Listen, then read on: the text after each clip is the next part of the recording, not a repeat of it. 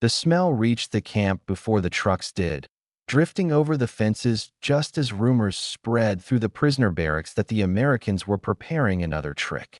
Several German POWs climbed onto benches to see beyond the buildings, convinced the promised food did not exist. Yet when the first truck finally rolled through the gate, one prisoner dropped his metal cup, another backed away from the fence, and a third whispered that something was terribly wrong because no army at war would waste food like that. The rumor started 3 days before the dinner trucks arrived, and by the second morning, nearly every German prisoner in Camp Sheridan had heard a different version of the same story. Some believed the Americans were preparing a holiday meal to impress visiting officials. Others insisted the entire thing was propaganda designed to make prisoners cooperate. A few claimed the food did not exist at all and that the guards had invented the story to stop complaints about rations. The uncertainty spread faster than any official announcement because boredom gave rumors room to grow. Corporal Heinrich Fock listened to the arguments from the corner of Barak for while repairing a torn blanket with borrowed thread. He had spent enough months in captivity to stop believing most camp stories, yet this one refused to disappear. Every meal line produced new details. One prisoner claimed he saw crates of fresh meat unloaded near the kitchen. Another swore the crates contained only empty cans. By evening, two groups were openly arguing near the wash area over whether Americans would ever waste valuable food on enemy prisoners. The debate intensified when a maintenance crew returned from work near the storage sheds. Several men reported seeing civilian delivery trucks entering the camp under military escort. One driver allegedly carried boxes of fruit. Another truck supposedly transported sacks of flour larger than anything prisoners had received before. The reports conflicted with each other, but they all pointed toward unusual activity near the kitchen compound.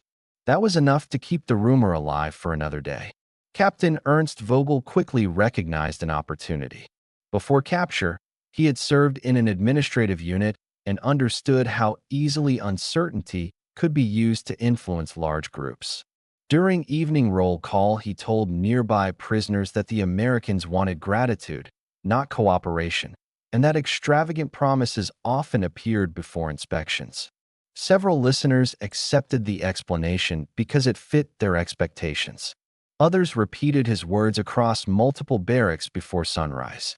The following morning, a kitchen worker accidentally strengthened the rumor. While carrying supply records between buildings, he dropped a clipboard near the fence. Prisoners could not read the entire document, but several saw quantities listed beside food items. Within minutes, exaggerated versions spread through the camp. Apples became entire orchards. Bread deliveries became mountains of flour. Nobody knew what the document actually contained, yet everyone believed they understood it. American guards noticed the growing tension when prisoners began skipping recreation periods to remain near the fences facing the service road. Groups gathered after breakfast, after lunch, and again before evening count. Each passing vehicle triggered speculation. Every civilian truck became evidence supporting one theory or another. The camp administration remained silent because officials considered the rumors harmless. They did not realize the arguments were beginning to divide the prisoner population. Falk remained skeptical until he encountered a different clue. While assigned to a cleanup detail near the motor pool, he saw mechanics clearing space beside a warehouse usually reserved for emergency supplies. Forklifts moved pallets into organized rows. Additional guards appeared around the loading area. None of the activity matched routine camp operations. For the first time, Falk began wondering whether something unusual was actually coming. That evening, the conflict shifted from rumors to accusations. Several prisoners confronted Vogel directly, claiming he dismissed every report simply because he wanted influence over the barracks. Vogel responded by accusing them of believing American propaganda. Voices rose. Men gathered around the argument. A guard eventually ended the confrontation, but the division remained. By nightfall, the camp contained two rival camps of opinion, those expecting disappointment and those convinced something extraordinary was approaching. The next morning brought another development. A supply sergeant posted temporary restrictions around the kitchen district and redirected work details away from several storage buildings. Prisoners immediately noticed the change. Hidden activity always attracted attention inside a camp. The restrictions convinced many men that significant deliveries were expected. Others viewed the same evidence as proof that officials were staging an elaborate deception. Shortly before sunset, a distant convoy appeared on the service road beyond the outer fence. The vehicles remained too far away to identify clearly, yet enough prisoners spotted them to trigger another wave of speculation. Men crowded windows. Others climbed onto bunks for better views. The convoy disappeared behind a hill before reaching the camp, but anticipation now dominated every conversation. As darkness settled across Camp Sheridan, Falk lay awake listening to dozens of competing theories echo through the barracks. Nobody knew what would arrive the following day. Nobody trusted the information available. Yet for the first time since capture, nearly every prisoner was waiting for the same event. The rumor had become larger than food. It had become a test of whether anything the Americans said could still be believed. Subscribe for more forgotten German POW stories like this one. The convoy arrived shortly after noon, but it did not enter through the main gate where most prisoners had gathered. It turned instead toward the service road behind the kitchen compound, and that single movement intensified every suspicion inside the barracks. Men rushed toward windows. Guards ordered them back from the walls, and several prisoner leaders shouted that the Americans were hiding the trucks because the promised food was only meant for officers and inspectors, not for the men waiting behind the wire. Falk was assigned to a cleanup detail near the wash house when the first truck reversed toward the storage shed. He saw civilian workers climb down, open the rear doors, and unload crates marked with bakery stamps, dairy labels, and farm names from towns he had never heard of. The scene looked too ordinary to be propaganda and too organized to be an accident, yet the guards kept prisoners at a distance and refused to answer questions. Vogel moved through the barrack line quickly, telling men that the food would never reach their tables. He claimed the Americans would display it for visitors, photograph it, and return prisoners to thin soup after the show ended.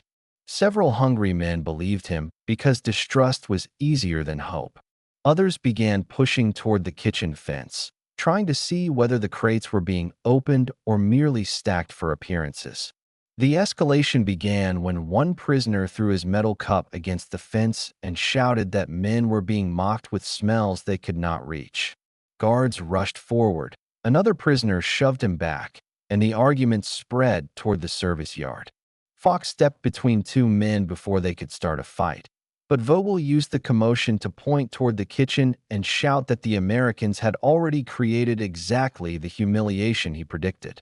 The American mess sergeant responded by doing something unexpected. He ordered the kitchen doors opened wide, then told the interpreters to bring two prisoner representatives inside to watch the preparation from beginning to end.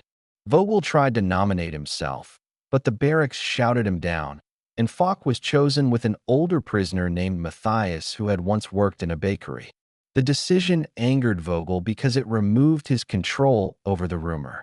Inside the kitchen, Falk saw trays of bread, pots of stew, sacks of potatoes, and crates of apples laid out under careful supervision. The mess sergeant handed Matthias a clipboard and made him count the quantities aloud while a clerk recorded the numbers. The food was not elegant, but it was real, heavy, hot, and far more than the prisoners expected. Falk looked through the open doorway and saw hundreds of men waiting for a verdict before they allowed themselves to believe their own noses. Then the escalation twisted again. A crate of meat tins was opened, and several cans carried a spoiled smell sharp enough to make the cook step back. The mess sergeant ordered the crate removed immediately, but Vogel, watching from outside, saw the movement and shouted that contaminated food was being hidden. The prisoners surged toward the fence again, and the guards struggled to hold the line without turning the dinner into a riot before it was even served. Falk acted before the mess sergeant could explain. He carried one of the spoiled cans to the doorway, held it up where the prisoners could see it, and pointed to the separate pile of rejected supplies being marked and removed. Matthias then shouted that the bad crate was being discarded, not served. The crowd did not fully calm, but the accusation lost some of its force because two German prisoners had seen the kitchen process with their own eyes. The American lieutenant ordered the dinner delayed by 30 minutes, so every crate could be checked again. The delay made men groan, but it prevented the spoiled cans from becoming a larger scandal. Falk remained inside the kitchen while Matthias inspected the bread, potatoes, and fruit. Outside, Vogel continued speaking to small groups, but now he had to fight against witnesses who had seen more than rumor. By late afternoon, the first serving tables were carried into the yard. The food had not yet reached the prisoners, but the smell was stronger, the pots were visible, and the plates were stacked in long rows. The escalation had not ended with belief. It had created a new pressure because if dinner truly arrived, every prisoner would have to decide whether accepting it meant trusting the Americans or admitting that Vogel had lied. Dinner finally began just before sunset, and the first serving line stretched across nearly half the yard before the cooks filled a single plate. Prisoners stood shoulder to shoulder, watching every movement behind the tables. Nobody talked about the weather, the war, or home anymore. Every conversation focused on the same question. Would the food actually reach the end of the line, or would the supply run out before most men received anything at all? The major consequence appeared immediately when the first prisoners returned to their barracks carrying full trays. Men crowded around them, inspecting portions before taking their own places in line. The meals contained bread, potatoes, stew, vegetables, and fruit. None of it looked luxurious, yet it was far more than many prisoners expected. Falk watched one skeptical prisoner cut his bread apart searching for hidden tricks before finally eating it. Vogel understood the danger at once. The rumor that America was lying had given him influence. If dinner succeeded, that influence would vanish. He began telling prisoners that one good meal proved nothing and claimed the Americans were buying cooperation before a planned inspection. The argument sounded weaker than before, but enough men remained uncertain to keep listening. The consequence deepened when the camp doctor reported a problem unrelated to the food itself. Several undernourished prisoners had eaten too quickly after weeks of limited rations during the final months of the war. Two men became ill near the barracks, and one collapsed beside the recreation yard. Guards rushed them to the infirmary while Vogel pointed at the commotion and declared the meal dangerous. The accusation spread rapidly through the lines. Men who had not yet eaten began hesitating. Some stepped away from the serving tables entirely. The cooks stopped distributing meals until the doctor could explain what had happened. For nearly 20 minutes, the entire dinner operation stood frozen while prisoners watched the infirmary building. The doctor eventually emerged and addressed the interpreters directly. He explained that the men were suffering from overeating after long periods of poor nutrition, not from spoiled food. To prove it, he ordered smaller portions for the next serving cycle and instructed prisoners to return for second helpings later if necessary. The explanation calmed some fears, but not all of them. Falk volunteered to help distribute water through the barracks. While moving between buildings, he noticed something unusual. The prisoners most aggressively repeating Vogel's warnings had not actually eaten yet. They were spreading fear based entirely on rumor. Meanwhile, men who had eaten were returning for additional portions and reporting no problems beyond feeling overly full. The consequence became more serious when a fight erupted near Barrack 6. One prisoner accused another of hiding extra bread, and the argument turned physical before guards separated them. Hunger had shaped behavior for months, and suddenly seeing more food than expected created tensions nobody anticipated. The camp administration realized that feeding the prisoners was only the first challenge. Managing the reaction would be equally difficult. That evening, the American commander ordered every remaining food crate inventoried publicly. Prisoner representatives stood beside the clerks as numbers were recorded. Bread loaves, vegetable sacks, fruit crates, and meat supplies were counted in full view of witnesses. The process lasted nearly 2 hours, but it removed one important source of suspicion. The food was real, and there was enough for another day. Vogel lost supporters throughout the evening, yet he refused to surrender the argument. He told listeners that the Americans had prepared this demonstration weeks in advance. Falk overheard the claim while helping clean the serving area and realized the conflict was no longer about food. It had become a struggle over credibility. If Vogel could preserve doubt, he could preserve influence. Before lights out, another unexpected development occurred. A delivery schedule accidentally left on a clerk's desk revealed that additional food shipments were planned for the following week. When word spread through the camp, prisoners reacted with disbelief. One meal could be dismissed as a performance. Repeated deliveries would be much harder to explain away. For the first time since the rumor began, Vogel looked uncertain. The major consequence of dinner was no longer the meal itself. It was the collapse of a story many prisoners had built around their captivity. If the Americans were not lying about the food, then other assumptions might also need re-examination. And that possibility worried some men far more than hunger ever had. The major reversal began the following morning when the camp administration announced that prisoners would be allowed to inspect the food warehouse through elected representatives. The decision shocked nearly everyone because it removed the strongest argument remaining against the Americans. Vogel immediately warned that the inspection would be staged, but the warning carried less weight than before because too many prisoners had already eaten the previous night's meal and returned to breakfast healthy. The representatives entered the warehouse shortly after sunrise accompanied by guards, clerks, and interpreters. Falk was selected again because he had witnessed the kitchen preparations from the beginning. Several men expected to find a temporary stockpile assembled only for appearances, yet the warehouse told a different story. Shelves were filled with supplies scheduled for future deliveries. Inventory cards matched shipment records, and civilian contractors moved through the building following ordinary procedures rather than theatrical displays. The reversal deepened when one prisoner recognized a food distributor's label from a town where he had worked before the war. Another identified a commercial bakery stamp he remembered from civilian deliveries years earlier. These were not military propaganda materials specially prepared for prisoners.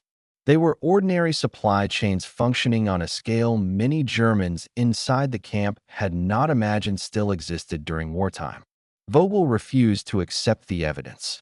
He gathered supporters near Barrack 4 and argued that warehouses could be filled temporarily. He insisted that the true test would come weeks later when public attention disappeared. Several men agreed, but many others had begun questioning him openly. The authority he once enjoyed was slipping away, and every challenge made him more aggressive. The reversal took an unexpected turn when a shipment scheduled for that afternoon failed to arrive. News spread quickly. Prisoners who had started believing the Americans immediately worried that Vogel might be proven right after all. By noon, the missing truck had become the dominant topic in every barrack. Some claimed the warehouse inspection had exposed a shortage. Others suggested officials had deliberately hidden bad news. The camp commander responded by posting the delivery schedule publicly and explaining that a mechanical breakdown had delayed the truck on the road. Many prisoners dismissed the explanation because it sounded too convenient. Falk noticed the irony immediately. Days earlier, they had assumed every promise was a lie. Now they were struggling to trust even ordinary explanations. The situation became more complicated when rain began falling heavily across the region. Supply vehicles arriving from nearby towns slowed considerably. Guards spent hours covering outdoor storage areas, while workers moved food indoors. Prisoners watching from the barracks interpreted the activity in different ways. Some saw evidence of responsible planning. Others viewed it as proof that the camp feared shortages. Late that afternoon, the missing truck finally arrived covered in mud from bumper to bumper. The driver climbed down exhausted and immediately began arguing with mechanics about damaged equipment. The scene unfolded in full view of hundreds of prisoners. Nothing about it looked staged. The delay had been real. The frustration was real. The delivery was real. The reversal became complete when the driver accidentally strengthened American credibility more effectively than any official speech. While speaking with warehouse workers, he complained loudly about fuel shortages, road conditions, and broken vehicle parts. Prisoners listening from nearby fences realized they were hearing ordinary logistical problems rather than carefully managed propaganda. The Americans were not presenting a perfect system. They were operating an imperfect one that still managed to deliver food.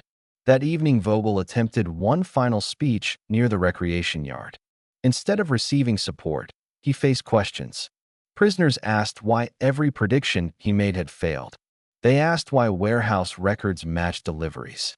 They asked why representatives had found no evidence of deception. For the first time since the rumor began, Vogel could not redirect the conversation. The major reversal was not that the Americans had won an argument. It was that reality had gradually replaced speculation. The men who once believed every explanation was a trick had now seen kitchens, warehouses, delivery schedules, inventory cards, and transport problems with their own eyes. The rumor that built Vogel's influence was collapsing under the weight of ordinary facts. The final irreversible event began 3 days later when camp administration announced a voluntary work program connected to the food distribution system.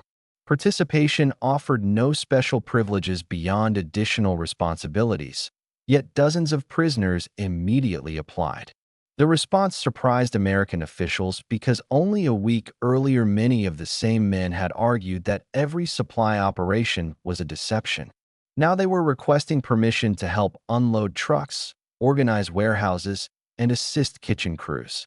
Falk joined one of the warehouse teams and spent the first morning moving potato sacks from a delivery truck into storage racks. The work itself was not remarkable, but the visibility was. Prisoners could now see the entire process from arrival to preparation. Deliveries entered through the gate. Inventories were recorded, supplies were stored, and meals were prepared according to schedules posted publicly on notice boards. Every step that had once been hidden behind rumors now unfolded in plain sight. Vogel recognized the danger immediately. If prisoners became part of the system, speculation would disappear faster than any speech could stop it. He began warning supporters that cooperation would make them dependent on American goodwill. The argument might have succeeded earlier, but circumstances had changed. Men who worked in the warehouse returned each evening with first-hand knowledge. They no longer needed to rely on second-hand stories. The final conflict emerged when several prisoners discovered an accounting mistake during inventory. One shipment contained fewer fruit crates than the records listed. Word spread quickly because everyone remembered how rumors had started.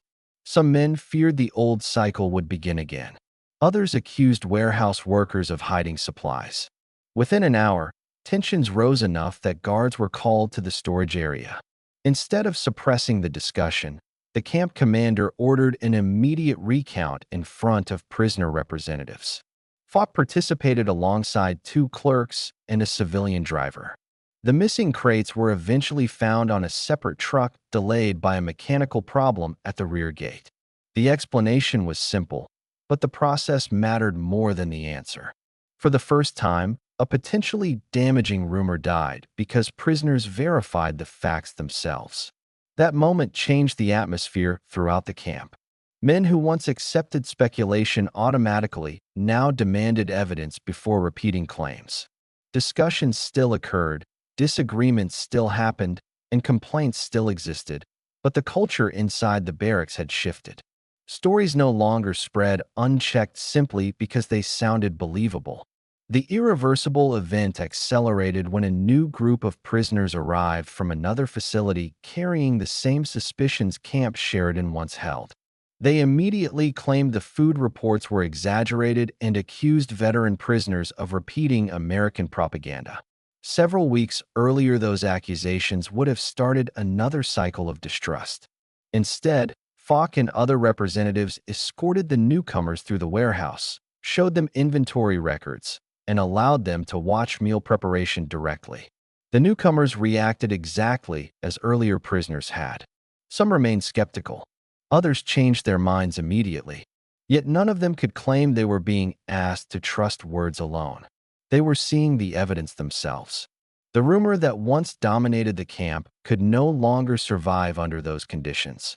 Vogel made one final attempt to regain influence by predicting that supplies would eventually disappear. Few men argued with him anymore. Most simply waited to see what happened. The difference was enormous. His authority had depended on certainty. Now he faced an audience that preferred observation over prediction. The final irreversible event arrived during evening dinner service when the newest shipment was distributed without confusion, shortages, or arguments. Prisoners collected their meals, warehouse workers completed inventories, and kitchen crews prepared the next day's schedule. Nothing dramatic occurred. That ordinary success mattered more than any confrontation. Weeks earlier, one rumor had convinced hundreds of prisoners that America was lying about food. Now the camp operated through visible routines that everyone could verify. The change could not be undone because too many men had participated directly. Trust had not appeared suddenly, and it had not come from speeches. It had emerged from repeated evidence that replaced assumptions with experience. As darkness settled over Camp Sheridan, Fox stood near the warehouse loading dock watching another supply truck depart through the gate. No crowd followed it, no arguments erupted around it, and no rumors raced across the barracks. The prisoners finishing dinner barely looked up from their tables. Weeks earlier, the arrival of a single truck had triggered suspicion across the entire camp. Now the same sight passed almost unnoticed because the mystery had disappeared. The food had arrived, the process had been seen, and the story that America was lying had finally run out of places to hide. Most people know how World War II ended. Very few know what happened inside these prison camps. Subscribe for more untold WW2 stories.